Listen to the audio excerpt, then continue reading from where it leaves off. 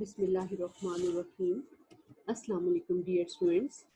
Welcome to chemistry class, chapter 6, that is solids. Today we will discuss classification of solids, classification of crystalline solids, ionic solids, its definition, example, and properties. Then network solids, which are also known as covalent solids, molecular solids, metallic solids. Then we will discuss comparison of ionic and covalent crystalline solids, comparison of molecular and metallic solids, and at last we compare all these four types of crystalline solids. And at the last, there is an assignment for you people. I hope you will enjoy today's lecture. Let us start our lecture. Classification of solids.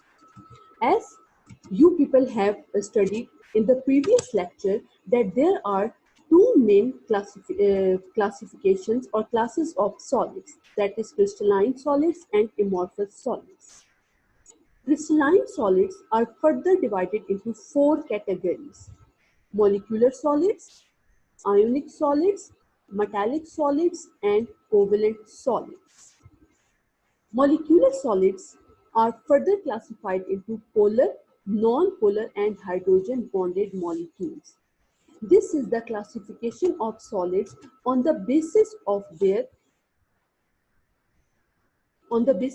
nature of forces operating between them. Crystalline solids are categorized into ionic solids, covalent solids, molecular, and metallic solids. Let us explain each of this. First of all is ionic crystals. As the word ion reveals that these solids are basically composed of ions. Ions are either cation or anion. The solids which are composed of ions, either that is cation and anion, are known as ionic solids. Ionic solids leads to the formation of three-dimensional lattice, three-dimensional structure. The forces of attractions among these cations and anions are known as electrostatic forces of attraction.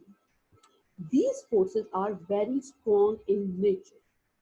Example of ionic solids are sodium chloride, in which sodium is the cation and chloride is the anion. Then calcium fluoride. Now, properties of ionic solids. Ionic solids are hard and they have high melting points and they melt. The resulting liquids conduct electricity as well. They are brittle and tend to shatter into small crystals when hammered or stress is applied. The next is covalent crystals. Covalent crystals, atoms are either same or different, and they are interlinked to each other and form a giant covalent structure. They either form a big molecule or a great network molecule, which are known as giant molecules. The interparticle forces acting between these molecules are definitely covalent bonds.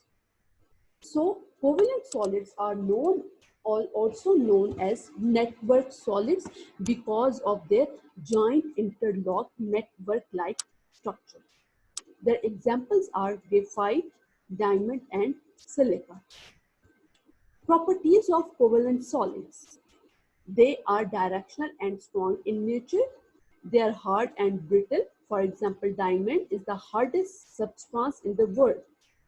Covalent solids have high melting points. They are poor conductor of heat and electricity, exceptional the graphite, which is very good conductor. They show high enthalpy of fusion. Definitely, these have high melting points and enthalpy of fusion because of strong intermolecular forces of attractions and joint covalent structures. The next are molecular solids. In molecular solids, the constituent particles are molecules in nature. These molecules are tightly packed and stacked up to form a molecular structure. Molecular solids are further classified into three categories on the basis of nature of molecules. On the basis of nature of molecules. Non-polar molecular solids, polar molecular solids, and hydrogen bonded molecular solids. Let us explain these. First is non-polar molecular solids. As you people know that non-polar is the word for is the word for the compound which is made up of same kinds of atoms. So they are regarded as the non-polar molecules. Here a polar word is missing, sorry, it is non-polar molecular solids. The dipole moment of non-polar molecular solids is zero and the forces are majorly weak London dispersion forces. Properties of covalent solids are they are soft in nature, they do not conduct electricity, they have low melting and boiling melting points, and are stable in liquid and gaseous states and standard pressure and room temperature. They are hydrogen molecule, chlorine molecule, iodine, SA, P4, and carbon dioxide. These all molecules have definitely weak London dispersion forces, though so they have low melting points and they are soft as well. The next are polar molecular solids. Polar molecular solids are held together by strong forces, and these forces are dipole-dipole forces. So they are regarded as polar molecular solids. Atoms combined to form molecules are different in nature. For example, sulfur and oxygen combine to form a polar molecular solids, that is SO2. Polar molecular solids are soft, they are non-conductor of heat and electricity, their melting points are higher than non-polar molecules.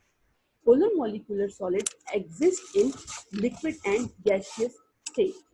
Examples are examples are sulfur dioxide and ammonia. Next are hydrogen bonded molecular solids. As name from name you can guess that these molecules are basically have hydrogen bonding in their structures, and because of hydrogen bonding they have higher melting and boiling points than polar and non-polar molecular solids. These molecules have following properties. They are non-conductor of electricity, they are soft, solid, and volatile liquids under specific temperature and pressure. Best example is ice. The next is comparison of ionic crystals and covalent crystals. First of all, here is definition. Ionic crystal is formed due to transfers of electron from one atom to the other. That is, as you people know, cations are formed by the loss of electrons and anions are formed when an atom gains an electron. And these cation and anion are held together by strong electrostatic forces of attractions. Covalent crystals. These crystals are made up of either similar atoms, dissimilar atoms, or they have a hydrogen bonding like structures. These are known as covalent network solids.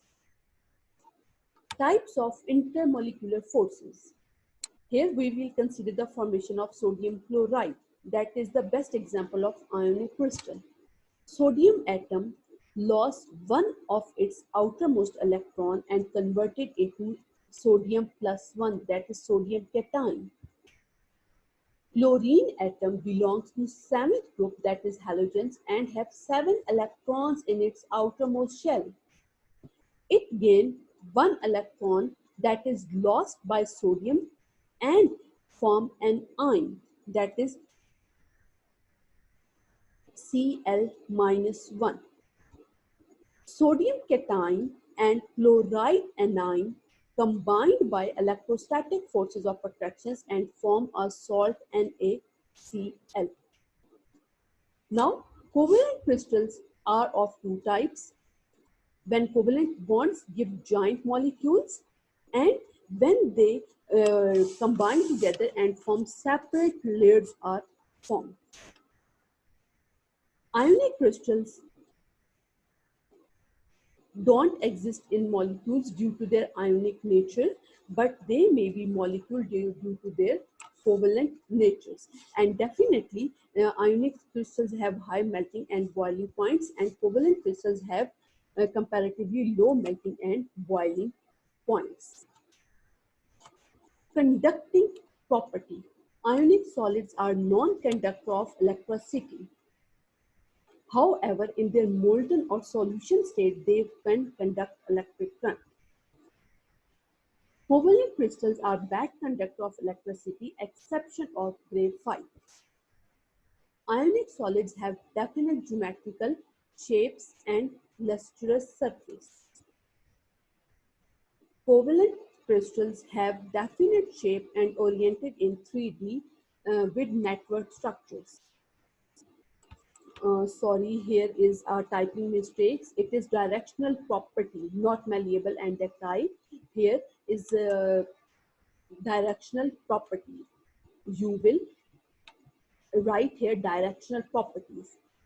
Ionic crystals are non-directional in nature, while covalent crystals have open structure due to valence of atoms directed in definite directions. Here is example of sodium chloride having a crystal lattice, and this is the graphite structure. The next is the metallic solids. Crystalline solids in which metal atoms are held together by metallic bonds are known as metallic solids, for example, sodium and copper. In metallic solids, constituent particles are metal atom and free electrons. As you people can see here, this is metal atom and these are free electrons. These free electrons can easily move around, and they are also known as mobile electrons or delocalized electrons. These delocalized electrons or free electrons can move inside the lattice, and actually these electrons are responsible for strong metallic bond and for conduction of electricity and heat. Its example are copper, gold, zinc. Metallic bonding in metals have been explained by a theory which is regarded as electron sea theory or electron gas theory. According to this theory, metal atoms have valence electrons which are loose, which can easily move.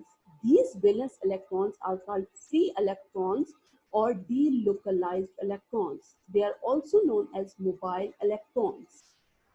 Because of these free electrons, metal can conduct electricity or heat. According to this theory, the positively charged metal atoms are immersed in a sea of negatively charged electrons, as you can see here. Positive charged metal atoms are immersed in a sea of negatively charged electrons. So this theory, this concept was known as electron gas or electron sea theory. And this atmosphere in which positive metal atoms are immersed in negatively charged electrons is known as electron gas or electron sea. Here is a diagram that represents electron sea model.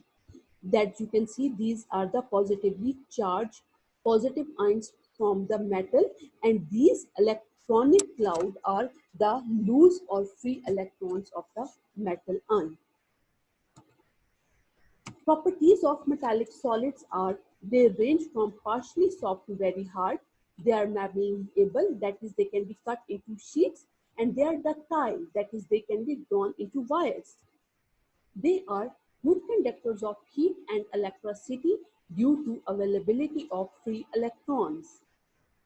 They shine quite well due to their lustrous behavior. Metallic solids have high melting and boiling points. They show moderate fusion enthalpies.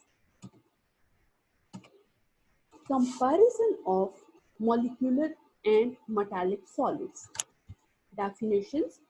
Molecular crystals are the solids in which particles forming solids are either polar or non-polar molecules, for example, ice. Metallic solids in which metal atoms are held together by metallic bonds, for example, sodium and copper. Intermolecular forces in molecular crystals are either dipole-dipole interactions or van der Waals dispersion forces. In metallic crystals, electron gas theory is involved. Conducting property of molecular crystals are bad conductors due to absence of free electrons. Metallic crystals are best conductor of heat and electricity due to presence of free electrons. They don't have lustrous surface, while metallic crystals have lustrous surface. Molecular crystals are not malleable and ductile, while metallic crystals are malleable and ductile. Molecular crystals have not high melting and boiling points, while metallic crystals have high melting and boiling points. Examples are ice, sugar, iodine, SH. Metallic crystals are copper, iron, sodium, aluminium, etc. Next is comparison of all types of molecular crystals, that is ionic, covalent, molecular and metallic crystals. First of all, we will study about the form of unit particles that are present in these four different types of crystals. Then forces of attractions, then their properties, then their major properties and examples. In molecular crystals, atoms or molecules are unit particles. In covalent molecules, atoms are connected in a network of covalent bonds. In ionic crystalli, cation and anions are involved. In metallic solids, atoms are unit particles. Forces of attraction. In molecular crystals, London dispersion forces, dipole-dipole forces or hydrogen bonding are present. In covalent molecules, covalent bonds are present. In ionic molecules or ionic crystalline solids, electrostatic forces of attractions are involved. While in metallic solids, metallic bonds are involved. Properties. Molecular crystals are soft, low to moderately high melting points, poor thermal and electrical conduction. Covalent solids are hard, have high melting points, often poor thermal and electrical conduction. Ionic crystals are hard and brittle, have high melting point, poor thermal and electrical conduction. Metallic solids are soft to very hard, low to very high melting points, excellent thermal and electrical conduction, plus they are malleable and ductile. Other types of solids do not show malleable and ductile property. Examples of molecular crystals are argon, methane, sugar, dry ice, or carbon dioxide. Covalent crystals are diamond, quartz, SiO2. Ions are NaCl, calcium nitrate. All metals have metallic bonding. Here is showing metallic solids, ionic solids, covalent network solids, and molecular solids. I hope you have enjoyed today's lecture. Now it's the time for assignment. Illustrate the conductivity of metallic crystals using electron C theory. Diamond is non-conductor while graphite is conductor in nature. Defend this statement. Compare molecular and metallic crystals. explain the ionic solids and its properties, briefly explain covalent crystals with its types. Good luck for the assignment. I hope you have enjoyed today's lecture. You can contact me for your any query or questions. Thank you and have a nice day.